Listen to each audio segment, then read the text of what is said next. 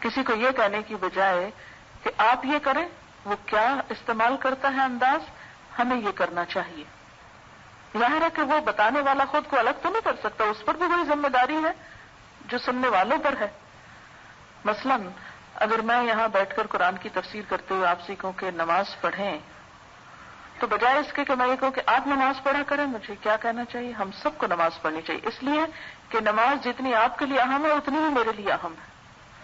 اور دوسروں کو سکھانے والا خود کو بھی بیچ میں شریک کر کے سکھائے، اور ہر حکم دوسروں سے پہلے اپنی ذات کے لیے بھی لے، تبھی اس کی تبلیغ میں اثر پذیری ہوگی، اور وہی قابل قبول ہے. رہی وہ باتیں خواہ کتنی نیکی اور ثواب کی ہو، جو دوسروں کو تو بتاتے رہے اور خود کچھ نہ کر کے دیں، تو اس بتانے کا بھی ثواب نہیں ہوگا پھر.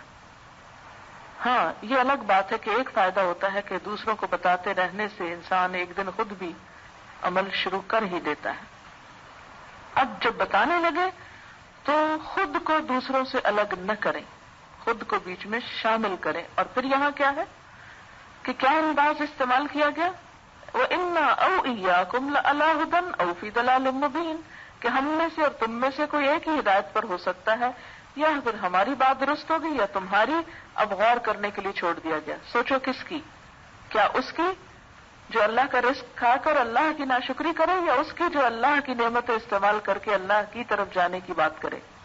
قُل لَّا تُسْأَلُونَ عَمَّا أَجْرَمْنَا، ان سے کہو جو قصور ہم نے کیے اس کی کوئی باز پرس تم سے نہیں ہوگی، تم نہیں پوچھے جاؤ گے. دراصل اس جملے میں یہ میسج کنوے کیا جا رہا ہے. اس سے کیا پتہ چلتا ہے کہ تبلیغ کرتے وقت بہت حکمت کے ساتھ نپے تلے مفید جملے استعمال کرنے چاہیے، ڈائریکٹ دوسروں کے اوپر اٹیک نہیں کرنا چاہیے. قُلْ يَجْمَعُ بَيْنَنَا رَبُّنَا ثُمَّ يَفْتَحُ بَيْنَنَا بِالْحَقِّ وَهُوَ الْفَتَّاحُ الْعَلِيمُ، کہو ہمارا رب ہم کو جمع کرے گا، پھر ہمارے درمیان ٹھیک ٹھیک فیصلہ کر دے گا. وہ ایسا زبردست حاکم ہے جو سب کچھ جانتا ہے. یعنی دنیا میں اگر کسی کے حق کو باطل پر ہونے، ہدایت یا گمراہی پر ہونے کا فیصلہ نہیں ہو سکتا یا نہیں ہو رہا، یا کھلی طرح کوئی فیصلہ سامنے نہیں تم محسوس کر رہے، تو پھر ایک دن ایسا آئے گا کہ جس وقت یہ بالکل کھل جائے گا کہ کون حق پر تھا اور کون باطل پر تھا.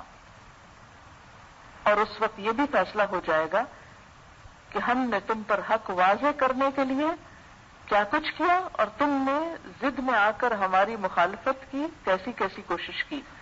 یجمع بیننا ربنا سے ایک بات یہ بھی پتہ چلتی کہ ہم تم سب اکٹھے ہوں گے، وہاں سب پتہ چل جائے گا کہ کون کیا کرتا رہا. ہم بھی تمہارا انجام دیکھ لیں گے اور تم ہمارا دیکھ لینا. ایک طرح سے انڈائریکٹلی چیلنج پہ چیلنج ہے، جھنجھوڑا جا رہا ہے کہ ہوش میں آؤ، صرف ضد کی وجہ سے حق کا انکار مت کرو. قل ارونی، کہہ دیجئے دکھاؤ مجھ کو، الذین الحقتم بہ شرکاء، کون ہے وہ ہستیاں جنہیں تم نے اس کے ساتھ شریک لگا رکھا ہے. الحق تم ملا دیا. الحاق کیا ہوتا ہے؟ ایک چیز کو دوسرے کے پیچھے لگا دینا، اس کے ساتھ ملا دینا. کہاں وہ ہستیاں جن کو تم نے اللہ کے ساتھ ملا دیا؟ یہ اشرک تم ہی کی طرح ہے. کلا، ہرگز نہیں، کوئی نہیں اس کا شریک ہو سکتا. بل هو اللہ العزیز الحکیم، بلکہ وہی اللہ زبردست ہے، حکمت والا ہے، اس کا کوئی شریک ہو ہی نہیں سکتا. وما ارسلناک الا کافۃ للناس بشیرا ونذیرا ولکن اکثر الناس لا یعلمون. اور اے نبی صلی اللہ علیہ وسلم، ہم نے آپ کو تمام انسانوں کے لیے بشیر و نذیر بنا کر بھیجا ہے، مگر اکثر لوگ جانتے نہیں ہیں. یعنی دو باتیں اس سے بیان کی گئی کہ آپ صلی اللہ علیہ وسلم کی نبوت اور رسالت صرف آپ کے شہر، آپ کے ملک یا آپ کے دور کے لوگوں کے لیے نہیں، بلکہ دنیا کے تمام انسانوں کے لیے اور ہمیشہ کے لیے آپ کو نبی بنا کے بھیجا گیا. لیکن یہ لوگ تمہاری قدر و منزلت جانتے ہی نہیں، انہیں احساس ہی نہیں کہ یہ کون عظیم ہستی ہے جو ان کے درمیان مبعوث کی گئی. یہ مضمون قرآن پاک کی متعدد صورتوں میں بیان کیا گیا ہے کہ آپ صلی اللہ علیہ وسلم تمام انسانوں کے لیے رسول بنا کر بھیجے گئے تھے. مثلا سورۃ الانعام میں وَأُوحِيَ إِلَيَّ هَذَا الْقُرْآنُ لِأُنذِرَكُم بِهِ وَمَن بَلَغَ، میری طرف یہ قرآن وحی کیا گیا تاکہ اس کے ذریعے سے میں تم کو متنبہ کروں اور ہر اس شخص کو جسے یہ پہنچے۔ گویا قرآن اور نبی صلی اللہ علیہ وسلم دونوں ہی تمام انسانوں کے لیے ہیں۔ سورۃ الاعراف میں آتا ہے قُلْ يَا أَيُّهَا النَّاسُ إِنِّي رَسُولُ اللَّهِ إِلَيْكُمْ جَمِيعًا، اے نبی صلی اللہ علیہ وسلم کہہ دیجئے کہ اے انسانوں میں تم سب کی طرف اللہ کا رسول ہوں۔ سورۃ الانبیاء وَمَا أَرْسَلْنَاكَ إِلَّا رَحْمَةً لِّلْعَالَمِينَ، اور اے نبی صلی اللہ علیہ وسلم ہم نے نہیں بھیجا تم کو مگر تمام جہان والوں کے لیے رحمت بنا کر۔ سورۃ الفرقان تبارک الذی نزل الفرقان علی عبدہ لیکون للعالمین نذیرا، بڑی برکت والا ہے وہ جس نے اپنے بندے پر فرقان نازل کیا تاکہ وہ تمام جہان والوں کو متنبہ کرنے والا ہو۔ یہی بات متعدد احادیث میں بیان کی گئی۔ آپ صلی اللہ علیہ وسلم نے فرمایا، مسند احمد کی روایت ہے، بعثت الی الاحمر والاسود، میں کالے اور گورے سب کی طرف بھیجا گیا ہوں۔ مسند احمد میں ہے، میں عمومیت کے ساتھ تمام انسانوں کی طرف بھیجا گیا ہوں، حالانکہ مجھ سے پہلے جو نبی بھی گزرا ہے وہ اپنی قوم کی طرف بھیجا جاتا تھا۔ یہی آپ کی خصوصیت ہے، تمام انبیاء پر فضیلت ہے کہ آپ ایک خاص دور اور لوگوں کے لیے نہیں، سب کے لیے ہیں۔ بخاری مسلم کی روایت ہے، آپ نے فرمایا پہلے ہر نبی خاص اپنی قوم کی طرف بھیجا جاتا اور میں تمام انسانوں کے لیے مبعوث ہوا ہوں۔ بخاری اور مسلم کی روایت، میری بعثت اور قیامت اس طرح ہے، یہ فرماتے ہوئے آپ نے اپنی 2 انگلیاں اٹھائیں، اور یہ مضمون سورۃ الاحزاب جو اس سے پہلے ہی گزری ہے اس میں بھی ان الفاظ میں بیان ہوا ہے کہ ما کان محمد ابا احد من رجالکم ولکن رسول اللہ وخاتم النبیین، کہ آپ کے بعد کسی اور کو اب رسول نبی بن کر نہیں آنا، آپ ہی سب کے لیے ہیں اور آپ کی رسالت سب کے لیے کافی ہے۔ لیکن ساتھ ہی فرمایا وَلَكِنَّ أَكْثَرَ النَّاسِ لَا يَعْلَمُونَ، لیکن اکثر لوگ یہ بات نہیں جانتے۔ یہ کتنی بڑی حقیقت کو آشکارا کیا گیا ہے، اور اکثر لوگ میں تمام مذاہب کے لوگ آ جاتے ہیں۔ ان کے علماء اور رہبان ان کو یہ سکھاتے ہی نہیں کہ دیگر انبیاء کے ساتھ ساتھ آپ پر ایمان لانا ضروری، اور کوئی شخص مسلمان ہو نہیں سکتا جب تک اللہ کو ماننے، قیامت، رسولوں، پیغمبروں، آخرت کو ماننے کے ساتھ ساتھ آپ کو نہ مانے۔ کسی کا دین مکمل ہی نہیں ہوتا جب تک وہ آپ کی رسالت پر ایمان نہ لائے، اور اسی طرح آپ کے بعد بھی کسی اور کو رسول نہ سمجھے، یہ نہایت ضروری ہے۔ اب آپ دیکھیے کہ اس کی وجہ کیا ہے۔ ایک تو یہ کہ لا علمی، سبب کون ہے اس لا علمی کا؟ کس کو بتانا چاہیے تھا سب لوگوں کو؟ کس کی ذمہ داری ہے؟ آپ کو معلوم ہے نا کہ آپ کے دور میں آپ نے خود بتایا کہ میں لوگوں تمہاری طرف رسول بنا کر بھیجا گیا ہوں، جیسے سورۃ الاعراف میں بھی کہا گیا قل، آپ کہیے، بتائیے ان کو، یا ایھا الناس انی رسول اللہ الیکم جمیعا۔ آپ کے بعد صحابہ کرام نے کیا کیا؟ دنیا کے گوشے گوشے میں پھیل گئے، ہجرتیں کی اور لوگوں کو جا کر بتایا کہ محمد رسول اللہ ہیں صلی اللہ علیہ وسلم۔ لیکن آج ہم میں سے کتنے لوگ اس پیغام کو عام کر رہے ہیں ان تک جو جانتے نہیں؟ وَلَكِنَّ أَكْثَرَ النَّاسِ لَا يَعْلَمُونَ، ایسے ہی دنیا سے چلے جاتے ہیں آپ کو پہچانے بغیر، حالانکہ آپ محسن انسانیت ہیں، سب کے لیے باعث رحمت ہیں۔ کسی بھی قوم کے پاس اتنا بڑا لیڈر ہو، اتنا بڑا ہیرو ہو، اتنی بڑی شخصیت ہو، اور پھر وہ اس سے غافل ہو جائے، ایسی قوم بھلا ترقی کب کر سکتی؟ آگے کیسے بڑھ سکتی؟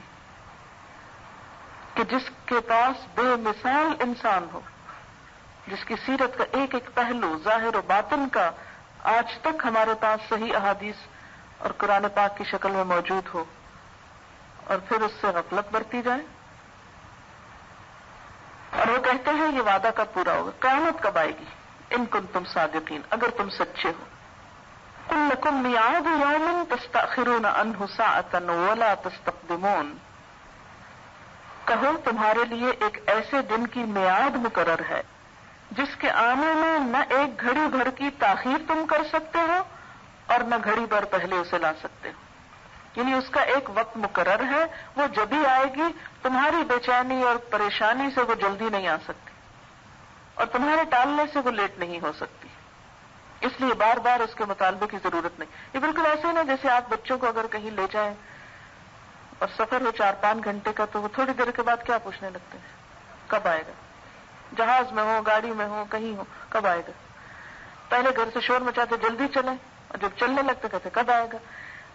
تو یہ بچگانا سوال ہے نا کہ بیٹھے ہیں، گاڑی چل رہی ہے، جہاز دوڑ رہا ہے اور بار بار ایک ہی سوال ہے کب پہنچے گا، کب آئے گا؟ تو اس وقت آپ اس سوال کا جواب کیا دیتے ہیں؟ بھئی جب آنا ہوگا آ جائے گا، جب فاصلہ ختم ہوگا، وقت مقرر آئے گا، جگہ مقرر آئے گی تو بس آ جائے گی، اس سے پہلے کچھ نہیں ہو سکتا، چپ کر کے بیٹھو. یا یہ کہ آپ سنی انسنی کر دیتے ہیں ایسے سوالوں کا، اچھا یہ بچوں کی عادت ہے بولتے رہے. تو جب ایسے ہی بچگانا سوال بڑے کرنے لگے کہ قیامت کس تاریخ کو آئے گی، کب آئے گی؟ بھئی آئے گی. ایک شخص نے آ کے آپ سے پوچھا تو آپ نے فرمایا تم بتاؤ تم نے اس کے لیے تیاری کیا کر رکھی؟ یہ پوچھنے کی بجائے کہ وہ آئے گی کب، یہ بتاؤ تم نے تیار کیا کیا اس دن کے لیے. تو یہ ایک غیر سنجیدہ سوال ہے کہ وہ کب آئے گی. ہمارا دھیان اس پر ہونا چاہیے کہ اس دن کے لیے ہمارے پاس ہے کیا. وقال الذین کفروا، اور یہ کافر کہتے ہیں لن نؤمن بہذا القرآن، ہرگز ہم نہ مانیں گے اس قرآن کو. ولا بالذی بین یدیہ، اور نہ کسی ایسی چیز کو جس سے پہلے آ چکی، یعنی کسی بھی کتاب کو نہیں مانیں گے. ایسے ہی لوگوں کو پھر کافر کہا جاتا ہے جو آسمانی کتابوں میں سے کسی ایک کو بھی نہ مانے یا کسی ایک کو نہ مانے. ایسے لوگوں کا حال کیا ہوگا؟ وَلَوْ تَرَىٰ إِذِ الظَّالِمُونَ مَوْقُوفُونَ عِندَ رَبِّهِمْ، کاش تم دیکھو ان کا حال اس وقت جب یہ ظالم اپنے رب کے حضور کھڑے ہوں گے. کیا کریں گے کھڑے ہو کر؟ يَرْجِعُ بَعْضُهُمْ إِلَىٰ بَعْضٍ الْقَوْلِ، اس وقت یہ ایک دوسرے پر بات ڈالیں گے، پلٹائیں گے، یعنی الزام دھریں گے، ایک دوسرے کو بلیم کریں گے.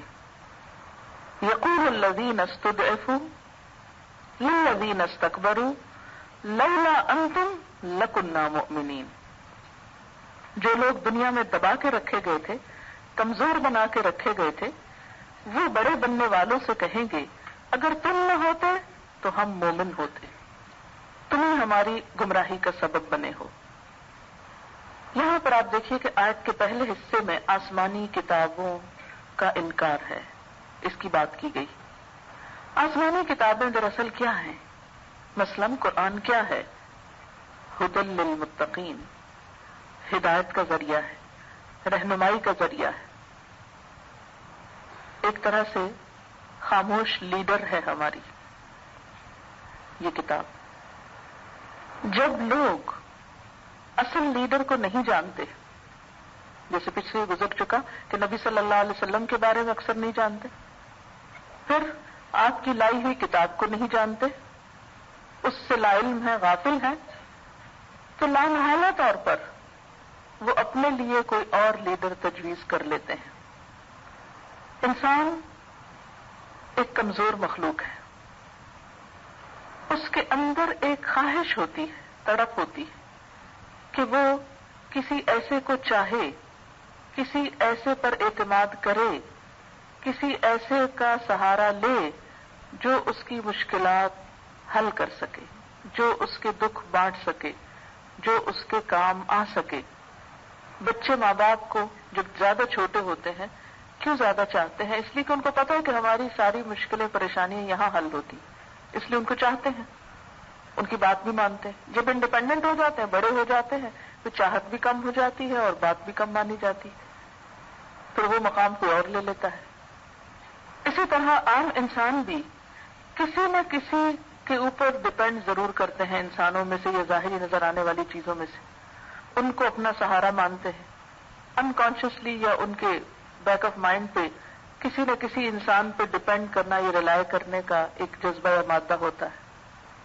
عموماً انسان ان لوگوں کی طرف، ان ہستیوں کی طرف، ان لیڈرز کی طرف مائل ہو جاتا ہے، انکلائنڈ ہو جاتا ہے جہاں انسان یہ سمجھتا ہے کہ ان کی بات میری مرضی کے مطابق ہے، یا جن کی بات اس کے دل کو لگتی ہے، جن سے وہ متاثر ہوتا ہے، یا جن کی بات اس کو اپنے فائدے میں لگتی ہے، یا ان کی کوئی ادا بھا جاتی، لہذا انسان آنکھیں بند کر کے ایسے لوگوں کی دنیا میں پیروی شروع کر دیتا ہے۔ اسی سے شخصیت پرستی کے دروازے کھلتے ہیں کہ کسی کی بات کو بھی آنکھیں بند کر کے اندھا دھند اختیار کر لینا اسلام میں اس چیز سے منع کیا گیا ہے۔ کسی بھی انسان کی پیروی کرنے سے پہلے ایک معیار رکھو، ضرور یہ دیکھو کہ کیا اس کی باتیں رب کی باتیں ہیں یا کسی اور چیز کی طرف بلا رہا ہے، کوئی اور مفادات کا کھیل تو نہیں۔ جو لوگ عقل اور شعور سے کام نہیں لیتے اور اندھا دھند لوگوں کی پیروی کرنا شروع کر دیتے ہیں، وہ عموماً اللہ تعالی کی رضا سے دور ہو جاتے ہیں۔ دنیا میں تو چونکہ دونوں کے ایک دوسرے سے مفادات وابستہ ہوتے ہیں، لیڈرز کے اپنے عوام سے، فالوورز سے، اور فالوورز کے لیڈرز سے، لہذا وہ ایک دوسرے کی غلطیوں کو چھپاتے رہتے ہیں، کوتاہیوں اور عیبوں پہ پردہ ڈالتے رہتے ہیں، ان کو کور کرتے رہتے ہیں۔ لیکن قیامت کے دن جب سارے حقائق کھل جائیں گے، وہ پردہ ہٹا دیا جائے گا اور اصل سچائی سامنے آئے گی، تو انسان کو پتہ چل جائے گا کہ کون اس کا خیر خواہ تھا اور کون اس کے حق میں ظالم تھا۔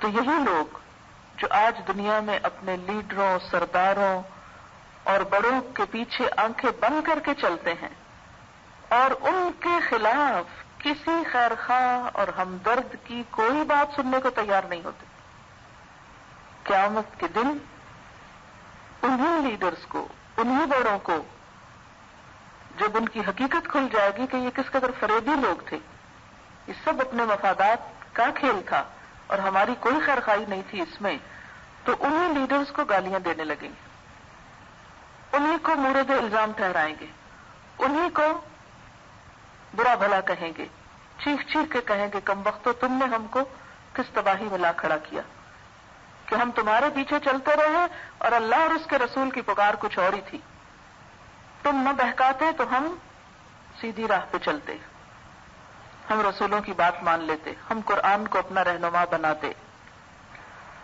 ایسے میں وہ جو بڑے تھے وہ الزام خود کے اوپر نہیں لیں گے، ان کی اس بات کو قبول نہیں کریں گے، حالانکہ دنیا میں ایسا ہوتا رہا، لیکن وہ اس سے بری ذمہ ہونے کی کوشش کریں گے، اپنے فالوورز کو ڈسون کریں گے۔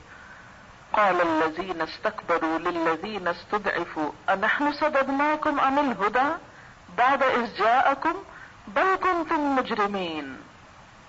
وہ بڑے بننے والے ان دبے ہوئے لوگوں کو جواب دیں گے، کیا ہم نے تمہیں اس ہدایت سے روکا تھا جو تمہارے پاس آئی تھی؟ ہم نے کب تم کو منع کیا تھا کہ تم قرآن نہ پڑھو یا تم اپنے رسول کو نہ مانو؟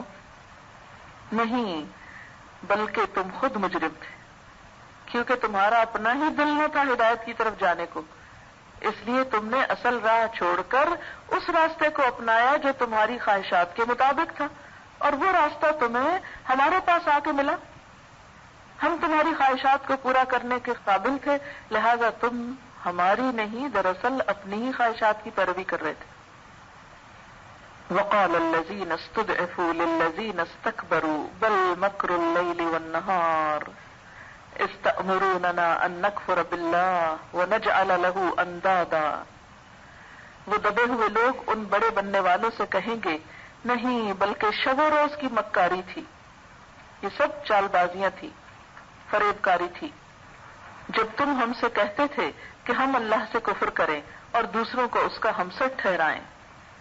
یعنی الزام تراشی کے باوجود پھر دونوں ہی شرمندہ ہوں گے، لیکن زبان سے ظاہر نہ کریں گے، وَأَسَرُّ النَّدَامَ، اور دل میں ندامت چھپائیں گے، ایک دوسرے کو بلیم کرتے جائیں گے لیکن اندر سے ٹوٹ رہے ہوں گے، شرمندگی چھا رہی ہوگی۔ کب؟ لما رأوا العذاب، جب عذاب سامنے دیکھیں گے۔ وجعلنا الاغلال فی اعناق الذین کفروا، اور ہم ان منکرین کے گلوں میں توق ڈال دیں گے، بیڑیاں ڈال دیں گے، زنجیریں ڈال دیں گے۔ گلے میں جو ہوتا ہے وہ توق ہوتا ہے، زنجیریں پاؤں میں ہوتی ہیں، اگرچہ اغلال ہی اس کے لیے بھی استعمال ہوتا ہے۔ هل یجزون الا ما كانوا يعملون، کیا لوگوں کو اس کے سوا اور کوئی بدلہ دیا جا سکتا ہے کہ جیسے اعمال ان کے تھے ویسی ہی جزا پائیں؟ تو اس سے کیا پتہ چلتا ہے کہ دنیا میں انسان کو عقل سوچ سمجھ سے کام لینا چاہیے، آنکھیں بند کر کے کسی کی تابعداری نہیں کرنی چاہیے۔ اندھی عقیدت اور اندھی محبت کا اسلام میں کوئی تصور نہیں، نہ کسی بلائنڈ فیتھ کا ہے، نہ بلائنڈ لو کا ہے، نہ کسی اور چیز کا ہے۔ اللہ نے انسان کو آنکھیں دے کر، دماغ دے کر، دل دے کر پیدا کیا ہے، اپنی عقل استعمال کرے اور سب سے بڑھ کر اپنے خالق کا حق پہچانے۔ کسی کی بڑائی بھی اگر دل میں ہے تو دل کو کھنگالے اور اپنے بھلے کے لیے سوچے کہ اس کی بڑائی کو تسلیم کرنا، اس کو بڑا ماننا، اس کی پیروی کرنا۔ کیونکہ ہوتا پتہ کیا مشکل یہ ہے کہ انسان جب کسی کو بڑا مان لیتا ہے نا، پھر آنکھیں بند کر کے اس کی پیروی شروع کر دیتا ہے۔ ویسے بھی انسان کیا چاہتا ہے، خود اس کو کچھ نہ سوچنا پڑے، کچھ نہ کرنا پڑے، پکی پکائی کھیر ہو، کسی کی انگلی پکڑوں بس کو پار لگا دے، وہ خود نہ مجھے کچھ کرنا پڑے۔ کام چوری ہے نا ہر معاملے میں، تو دین کے معاملے میں بھی کیا، خود میں کہاں سے اب عبادت کروں، اطاعت کروں، ان بڑوں کو مان لیں گے یہ ہم کو بھی پار کروا دیں گے۔ نہیں، لقد خلقنا الانسان فی کبد، ہم نے انسان کو مشقت میں پیدا کیا۔ اللہ نے 2 ہاتھ دیے کام کو، یہ ساری طاقت دی کسی مقصد کے لیے، کھیل کود کے لیے نہیں کہ تم دنیا میں انجوائے کرتے رہو اور جب دین کا معاملہ ہے تو بڑوں پہ ڈیپینڈ کر کے ان کے حوالے کر دو کہ ہم تو فلاں کے ماننے والے ہیں، وہ ہم کو چھڑا لیں گے۔ کیونکہ پیچھے شفاعت کی بات بھی اسی لیے رد کی گئی نا کہ ایسی کوئی سفارش نہیں کہ تم غلط کام کرو اور کسی انسان پہ ڈیپینڈ کر کے آ جاؤ کہ وہ چھڑائے گا تم کو، نہیں۔ اب دیکھیے کہ اگر آپ عام معاشرے کے اندر دین کے بارے میں باتیں سنیں تو وہ اسی قسم کی گفتگو نہیں ہوتی، ایک دوسرے کو کہہ رہے ہوتے ہیں کہ اچھا تم جنت میں جانے سے پہلے ہم کو نہ بھولنا، ہم کو بھی ساتھ پکڑ لے جانا، ہم تمہارا پلو پکڑ لیں گے، ہم تمہارے انگلی پکڑ لیں گے۔ یہ سب باتیں ہیں دنیا میں کرنے کی، ان کی حقیقت کچھ نہیں جب تک خود پاس نہ ہو۔ کیا ایسا کبھی ہوا کہ کسی کرکٹ میچ کو دیکھنے کے لیے آپ کسی اسٹیڈیم میں جا رہے ہیں اور آپ کے پاس اپنا ٹکٹ نہیں اور اپنا پاس نہیں اور آپ کہیں وہ جو ابا جا رہے ہیں میں ان کے پیچھے جا رہا ہوں؟ ایک دن کا بچہ بھی ہو تو جہاز میں بیٹھنے کے لیے ٹکٹ خریدنا پڑتا ہے اس کا، کہ آپ اپنی سیٹ پہ بیٹھیں اور اس کے لیے الگ ٹکٹ خریدیں۔ وہ کہ نہیں میں تو اس کے لیے سیٹ نہیں لے رہا، گود میں اٹھایا، نہیں پہلے آپ گود میں اٹھائیں، ٹکٹ لینا ہے آپ کو اس کے لیے۔ لیکن آخرت کا معاملہ ہم نے دوسروں پہ ڈال رکھا ہے، دوسرے ہمارے حصے کے کام کر دیں گے۔ کیسے کر دیں گے؟ جب تک خود نہ کھائیں بھوک کیسے مٹتی ہے؟ اپنے حصے کا دوسروں کو کھلا دیا کریں اور کہا کریں کہ انہوں نے کھا لیا ہم نے کھا لیا، بات ہو گئی برابر۔ نہیں، اللہ کی اطاعت اور بندگی کا معاملہ کھانے پینے سے بھی کہیں اہم ہے، کرکٹ میچ کے ٹکٹ سے پاس سے بھی زیادہ اہم ہے۔ جب تک خود اپنے لیے کچھ نہ کیا، صرف دوسروں پہ بھروسہ کر کے اور دوسروں کے عمل پہ ٹیک لگا کے جنت میں نہیں پہنچا جا سکتا۔ اور پھر یہ جو ہے نا بل مکر اللیل والنہار، یہ دن رات کی مکاری تھی، یعنی رات دن ہمیں گمراہ کرنے پہ تلے ہوئے تھے، یہ مراد ہے اس سے۔ رات دن کی مکاری یعنی کچھ گمراہی رات کے وقت اور کچھ دن کے وقت۔ ورنہ یہ ہے کہ کسی لیڈر کے پاس کوئی طاقت نہیں کہ لوگوں کو زبردستی ہدایت سے روک سکے، یہ انسان کی اپنی کمزوری ہوتی ہے جو دوسروں پہ ڈالتا ہے۔ بہرحال کوئی بھی امتحان میں فیل ہونے والا اگر یہ کہے کہ ٹیچر آپ اچھا پڑھاتی نہیں تھی اس لیے امتحان میں فیل ہو گیا ہوں، تو کہیں بھی آپ یہ شکایت لگا کر پاس نہیں ہو سکتے۔ اگر ٹیچر اچھا نہیں پڑھاتے تھے کہیں اور جا کے پڑھتے، لیکن پڑھنا تو ضروری تھا۔ اگر ایک ماحول میں تم اللہ کی اطاعت نہیں کر سکتے تو کہیں اور جاتے، وہ اطاعت تو ضروری تھی۔ اگر ایک شخص تم کو گمراہ کر رہا تھا تو تم کوئی اور طریقہ سوچتے۔ لیکن جب تک انسان آزاد ہے، مکلف ہے، مسئول ہے، پوچھا جائے گا۔ اور آپ دیکھیے کہ ایسے لوگ جو دنیا میں دوسروں کی غلامی کی بیڑیاں پہن کے رکھتے ہیں، قیامت کے دن پھر ان کی سزا بھی ویسی ہی ہوگی، ان کے گلوں میں توق ڈال دیے جائیں گے۔ توق غلامی کی علامت ہے نا، قید ہونے کی علامت ہے۔ دنیا میں تم نے خود کو دوسروں کے حوالے کیا آج جہنم کی زنجیروں کے حوالے ہو رہے ہو. اور یہ ان کے لیے بدلہ ہے کس چیز کا؟ جو وہ کرتے رہے. دونوں کو ان کے کیے کی سزا ملے گی، لیڈروں کو ان کے مطابق، پیچھے چلنے والوں کو ان کے مطابق. جیسے سورۃ الاعراف میں آتا لِكُلٍّ ضِعْفٌ وَلَٰكِن لَّا تَعْلَمُونَ، دونوں کو ہی دگنی سزا لیکن تم جانتے نہیں ہو. وَمَا أَرْسَلْنَا فِي قَرْيَةٍ مِّن نَّذِيرٍ إِلَّا قَالَ مُتْرَفُوهَا إِنَّا بِمَا أُرْسِلْتُم بِهِ كَافِرُونَ. کبھی ایسا نہیں ہوا کہ ہم نے کسی بستی میں ایک خبردار کرنے والا بھیجا ہو اور اس بستی کے کھاتے پیتے لوگوں نے یہ نہ کہا ہو کہ جو پیغام تم لے کر آئے ہو اس کو ہم نہیں مانتے.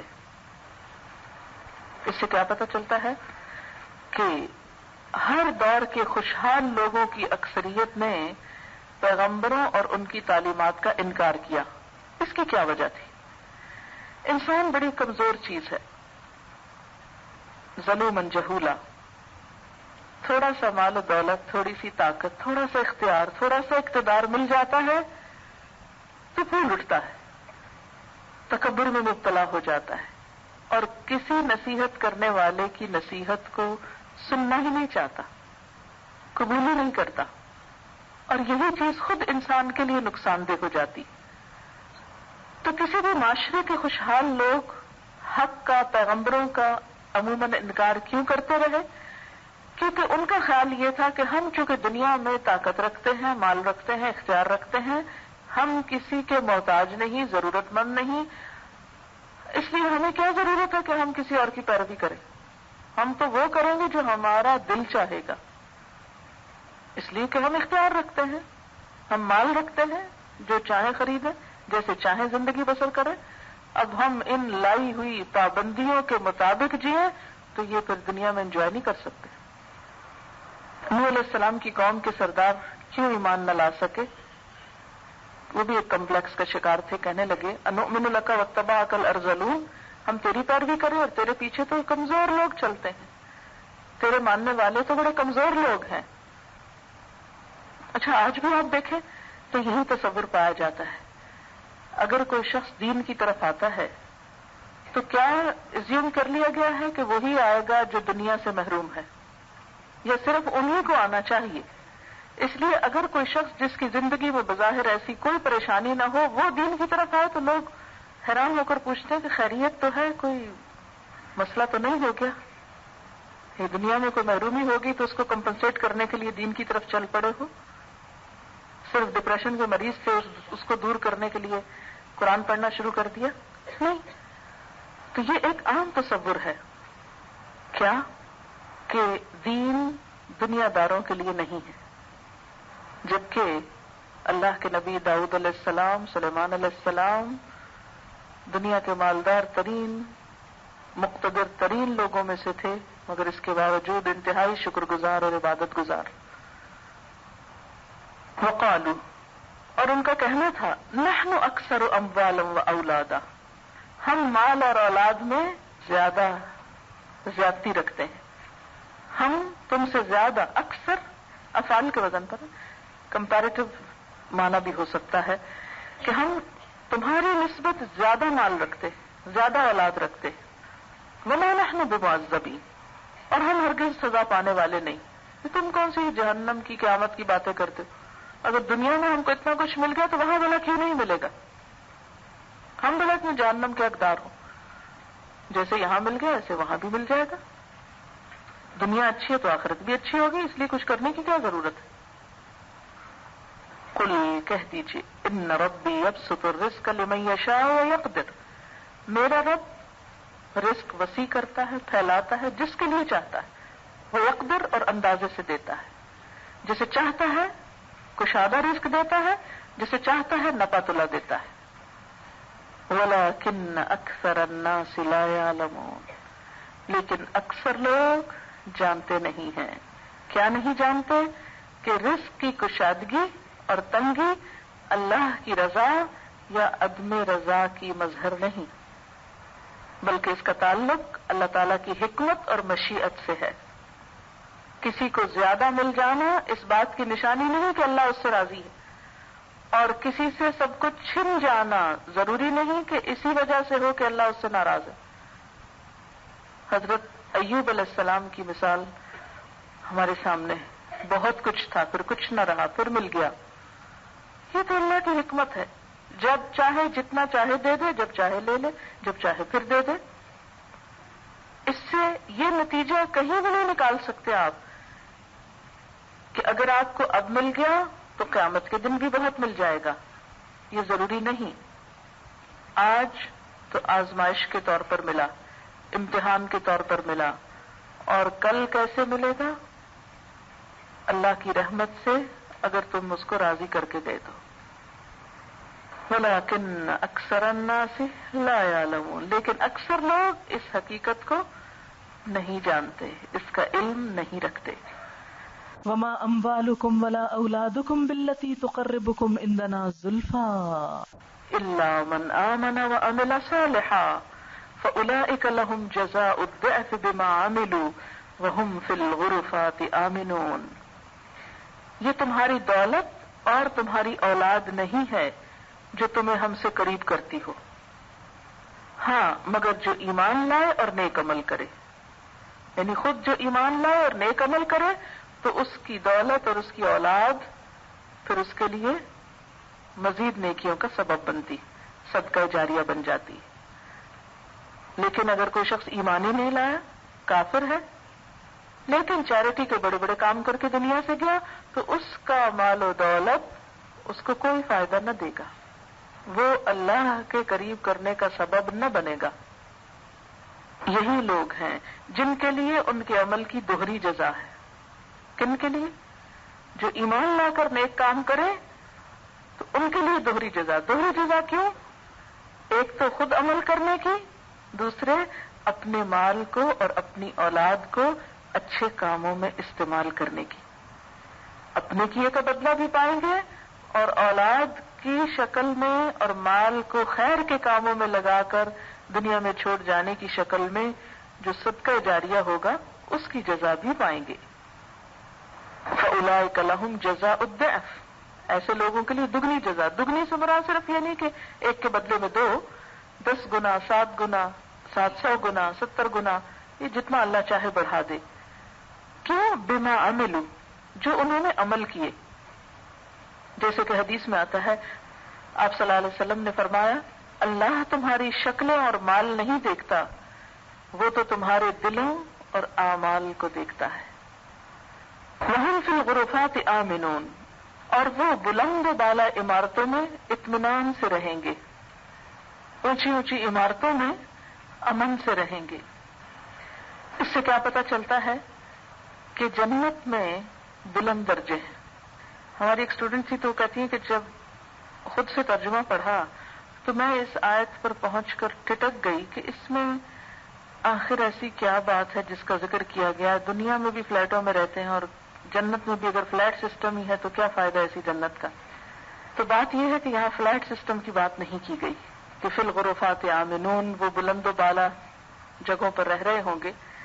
یہ جو بلند و بالا جگہوں کی بات ہے یہ 2-3 طرح سے. ایک تو بلند درجوں کی بات ہے، جنت میں 100 درجے ہیں، اور درجے سے مراد کیا ہوتا ہے؟ جیسے مثال کے طور پر آپ کسی 5 اسٹار ہوٹل میں جاتے ہیں تو ایک فرسٹ فلور ہے، پھر سیکنڈ ہے، پھر تھرڈ ہے، پھر اوپر 20th فلور ہے مثلا. آپ دیکھیں کہ اگر آپ کو سین یا ویو انجوائے کرنا ہے تو آپ کیا پریفر کریں گے؟ اوپر جا کے رہنا، ٹاپ فلور پہ. وہاں سے جو سینری نظر آتی ہے وہ فرسٹ فلور پر نیچے نہیں نظر آتی. اس کا یہ مطلب نہیں کہ اگر کسی کو بلند بالا جگہ ملی اور مقام ملے تو وہ نیچے رہ ہی نہیں سکتا، اس کو اوپر ہی ٹانگ دیا جائے گا. ایسی مشکل نہیں. جب دل چاہے نیچے گھومے پھرے، جب دل چاہے اوپر جا کے نظارے کرے. اگر آپ کو کبھی کسی پہاڑ پہ جانے کا اتفاق ہوا ہو تو پہاڑ پہ کھڑے ہو کے جو اللہ کی قدرت نظر آتی ہے، آس پاس کی خوبصورتی، وہ کسی وادی میں نیچے کھڑے ہو کر نہیں آتی. یہ نیچے سے پہاڑ کی چوٹی دیکھ کے وہ لطف نہیں آتا جو چوٹی سے نیچے دیکھ کے اور آس پاس دیکھ کے لطف آتا. دور دور تک کسی بھی شہر، کسی بھی علاقے کا جو دور سے ویو ہوتا ہے. مثلا آپ جہاز پہ جا رہے ہیں تو نیچے سے جو شہر نظر آتا ہے اس کی جو خوبصورتی ہوتی ہے وہ شہر کی انہیں گلیوں میں گزر کے نہیں ہوتی. تو یہ بلندی کبھی بھی ناپسندیدہ نہیں رہی. یہاں اللہ تعالیٰ بلند جگہوں کا ذکر فرما رہے ہیں انسان کی اس حس کی تسکین کے لیے جو آنکھوں کی لذت کے لیے بھی ضروری ہے. آپ نے دیکھا کہ بار بار قرآن پاک میں جنت کی صفت بیان ہوتی ہے تجری من تحتها الانہار. خاص طور پر بلندی سے پانی کا نظارہ جو ہے، انہار کا نظارہ بہت خوبصورت ہوتا ہے. تو وہ انہار من تحتها ہے، تو اگر وہ انہار تحت ہے تو یہ بلندی پر ہوں گے. نبی صلی اللہ علیہ وسلم نے بھی فرمایا جنت میں ایسے بالا خانے ہیں جن کا ظاہر باطن سے اور باطن ظاہر سے نظر آتا ہے. اس سے کیا مطلب ہے کہ اندر جائیں تو سب کچھ باہر کا نظر آتا ہے، باہر کھڑے ہوں تو سب کچھ اندر کا نظر آتا ہے. کیا ہوگا پھر لگا ہوا وہاں پورے کا پورا شیشہ ہی ایسا ہو سکتا ہے نا کہ جس سے باہر کا اندر اور اندر کا باہر نظر آئے. ہم سمجھتے ہیں کہ آج ہم نے ایسی بلڈنگز بنا کے بڑا کمال کیا ہے اور اس میں سارا شیشہ نہیں ہوتا، بس وہ تھوڑا سا گلاس ہوتا ہے، باہر کو نظر آتا ہے. ایسی عمارتیں کتنی خوبصورت نظر آتی ہیں نا کہ پوری گلاس کی ہوتی. ایک آرادی نے کہا یہ کس کے لیے ہے؟ پوچھنے لگا یہ ہے کس کی؟ اگر ایسی عمارتیں ہیں، آپ نے فرمایا جو نرم کلام کرے.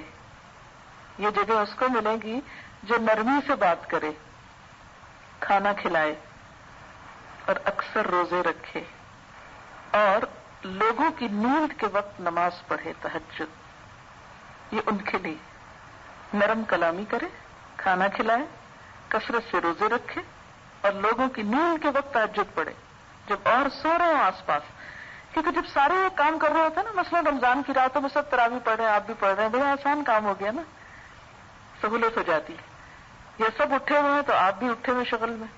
لیکن جب سب سو رہے ہیں تو اس وقت اٹھنا تو بہت ہی مشکل لگتا ہے کہ لو اب ہم اکیلے اٹھے، سبھی مزے کی نیند سو رہے ہیں، ایک ایک کو دیکھ کے حسرت ہو رہی. آج بھی سب سو رہے ہیں، تو اسی لیے تو ابھی سے آپ بلند بالا خانے میں بیٹھے ہوئے ہیں. آج بھی سب کو سوتا چھوڑ کے آئے. صحیح ہے. آپ کو بتاؤ میں بھی جس وقت چلی ہوں تو اس وقت سب دنیا سو رہی تھی، خاموشی تھی.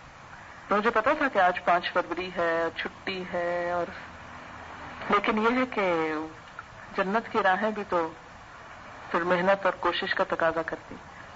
تو اس وقت کوئی کام کرنا جب کوئی نہ کر رہا ہو وہ نفس بھی بڑا گراں گزرتا ہے.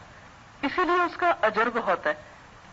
کیونکہ جب سب کر رہے ہیں تو ہم بھی کر رہے ہیں کوئی کام، تو اس میں کیا ہوتا ہے فائدہ؟ دوسروں کی دیکھا دیکھی ہم کو بھی شے مل جاتی ہے. چلو ایک فیشن بن گیا، کر لو. وہ تو ایک نفس کی لذت ہونے لگتی ہے نا. اس کا یہ مطلب نہیں کہ پھر انسان وہ نیک کام نہ کرے کیونکہ سب کر رہے ہیں میں کیوں نیکی کروں. نہیں، وہ تو کرنا ہی ہے چاہے کوئی کرے یا نہ کرے. لیکن جنت کے بہترین بالا خانے ان لوگوں کے لیے ہیں جو ہر حال میں اللہ کی اطاعت پر راضی ہوں. والذین یسعون فی آیاتنا معاجزین اولئک فی العذاب محضرون. رہے وہ لوگ جو ہماری آیات کو نیچا دکھانے کے لیے دوڑ دھوپ کرتے ہیں تو وہ عذاب میں مبتلا ہوں گے، وہ عذاب میں حاضر کر لیے جائیں گے، سامنے لے آئے جائیں گے. آیات کو نیچا دکھانا کیا؟ قرآن کے احکام کے خلاف بھاگ دوڑ کرنا، محنت اور کوشش کرنا، اللہ تعالیٰ کے دین کو حقیر سمجھنا یا حقیر ثابت کرنا یا ان کا مقابلہ کرنا یا ان سے آگے بڑھنے کی کوشش کرنا، یا یہ کہ انسان یہ سمجھے کہ میں دین کو چھوڑ کر بہت عقل مند اور ترقی یافتہ ہو گیا، اور دین کے اوپر عمل کرنے میں اپنی تحقیر سمجھنا. کبھی انسان تھوڑی دیر کے لیے بھی غور کرے نا دین کے کسی حکم کو رد کرتے ہوئے، میں کس کی بات رد کر رہا ہوں، کس کی بات کو چھوڑ رہا ہوں، کس کی بات کو حقیر سمجھ رہا ہوں، اور کس سے ڈر رہا ہوں، اور کس کو بڑا سمجھتا ہوں. تو انسان کبھی اس کو رد نہ کرے. یعنی وہ ساری کوششیں جو دنیا میں اللہ کے دین کے مقابلے پر ہوں، اس کے خلاف ہوں، اس کو دبانے کے لیے ہوں، ایسے لوگ بہت دیر تک پنپ نہیں سکتے، جلد ہی عذاب میں پکڑ لیے جائیں گے. قل ان ربی یبسط الرزق لمن یشاء من عباده ویقدر له. اے نبی صلی اللہ علیہ وسلم ان سے کہیے میرا رب اپنے بندوں میں سے جسے چاہتا ہے کھلا رزق دیتا ہے, جسے چاہتا ہے نپا تلا دیتا ہے. یہ بات اس کے فوراً بعد کیوں آئی؟ اس لیے کہ عملی طور پر ہم دیکھتے ہیں کہ جو لوگ جتنی دین کے خلاف باتیں کرتے ہیں, جتنا دین کا مذاق اڑاتے ہیں, عام طور پر وہ اتنے ہی زیادہ مالدار یا دنیا دار ہوتے ہیں, دنیا میں بڑی ترقی کرتے ہیں. اور وہ جو ایمانداری کے اوپر, سچائی کے اوپر قائم ہوتے ہیں, بظاہر وہ دنیا میں پیچھے پیچھے پیچھے دھکیل دیے جاتے ہیں. ہم سب جانتے ہیں کہ لوگوں کے اندر یہ تصور بہت پختہ ہے کہ دنیا میں ترقی کرنے کا راز کیا ہے. ہر قسم کا دھوکہ, فریب, فراڈ جائز کر لو, اور سچائی کو جہاں دل چاہے چھوڑ دو, کیونکہ اگر سچائی پہ چلو گے تو کہاں کامیاب ہو سکتے. یہ کام تصور ہے معاشرے کے اندر. اور پھر مثالیں دی جاتی ہیں, وہ فلاں جو اتنا غلط کام کرتا ہے, دیکھو وہ کتنی عیاشی کر رہا ہے, اور ہم ساری زندگی سچ بول بول کے کہاں پڑے. کیا فائدہ ایسے سچ بولنے کا؟ خاص طور پر بچے ایسی باتیں بہت کرتے ہیں, اکثر لوگوں کو اس سے مشکل ہوتی ہے. کبھی انسان خود بھی سوچتا ہے, میں نے اللہ کی کوئی ایسی نافرمانی تو نہیں کی, پھر میری پکڑ کیوں ہو گئی؟ میں نے تو دل سے کبھی بھی اللہ تعالیٰ کے کسی حکم کو رد نہیں کرنا چاہا, تو میری کیا آزمائش ہو گئی؟ اور جو لوگ اتنی اتنی نافرمانیاں کرتے ہیں وہ ایسے ایسے دنیا میں عیش و عشرت کے ساتھ رہ رہے ہیں, سب حرام کاریوں کے باوجود ان کو بہت مل رہا ہے. فرمایا کہ یہ دنیا کی تقسیم اللہ کی اپنی حکمت پر مبنی ہے. وہ کافر کو بھی دیتا ہے, لیکن کس لیے؟ استدراج کے لیے, کہ آہستہ آہستہ پھر یہ اور بٹکے. اور کبھی مومن کو تنگ دست کر دیتا ہے, کس لیے؟ اجر و ثواب کے لیے. وما انفقتم من شیء فهو یخلفہ, اور جو کچھ بھی تم خرچ کرو گے, کوئی بھی چیز, وہ اس کے پیچھے اور لے آئے گا. سمندر کا پانی جب بھاپ بن کے اڑتا ہے تو اس میں کوئی کمی آتی؟ کیا ہوتا ہے؟ کچھ نکلتا جاتا ہے اور کچھ اور آتا جاتا ہے. اللہ کے راستے میں دینا, جیسے کہ نبی صلی اللہ علیہ وسلم نے قسم کھا کے فرمایا, صدقہ مال کو کم نہیں کرتا, صدقے سے مال نہیں کم ہوتا. اخلاف کا لفظ یہاں یخلفہ, اخلاف, ایک چیز کے جانے کے بعد دوسری چیز کو اس کا قائم مقام کر دینا. یعنی ایک چیز ہاتھ سے جائے گی تو اس کے بدلے میں کچھ اور لے آؤں گا, تم فکر نہ کرو, کسی چیز کے جانے کا غم نہ کرو. لِكَيْ لَا تَحْزَنُوا عَلَى مَا فَاتَكُمْ وَلَا مَا أَصَابَكُمْ, نہ غم کرو اس چیز پر جو تمہارے ہاتھ سے چلی گئی, کھو گئی, ختم ہو گئی. کیونکہ اللہ کیا کرتا ہے, پیچھے سے اور لے آتا ہے. سورج غروب ہوتا ہے, پھر اور نیا طلوع ہو جاتا ہے. پودوں پہ خزاں آتی ہے, پھر نئے پتے نکل آتے ہیں. کوئی نقصان ہو جاتا ہے, بیماری ہو جاتی ہے, پھر صحت ہو جاتی ہے. اس لیے کبھی یہ نہ سوچو کہ اللہ کی راہ میں مال خرچ کرنے سے کم ہو جائے گا. نہیں, وہ پیچھے اور لے آئے گا. تم دو نکالو تو صحیح اس کے راستے میں, پیچھے سے اور ڈال دے گا. کیوں؟ وَهُوَ خَيْرُ الرَّازِقِينَ, وہ بہترین رازق ہے. اچھا, یہ جو بات ہے نا, وہ سب سے بہترین رازق ہے, تو مراد اس سے کیا ہے کہ جتنے بھی دنیا میں دینے والے ہیں ان سب کو دینے والا بھی وہ ہے. اور اگر ہم اس کے راہ میں کچھ دیتے بھی ہیں تو اس کے دیے ہوئے میں سے دیتے ہیں, اپنا تھوڑی ہوتا ہے. ہم کو بھی تو وہی دیتا ہے نا. تو جب اسی کے دیے ہوئے میں سے اس کی خوشی کے لیے کچھ دیتے ہیں تو یہ چیز اس کو پسند آتی ہے. خیر الرازقین. وآخر دعوانا الحمدللہ رب العالمین. سبحانک اللہم وبحمدک نشہد ان لا الہ الا انت نستغفرک ونتوب الیک. والسلام علیکم ورحمۃ اللہ وبرکاتہ.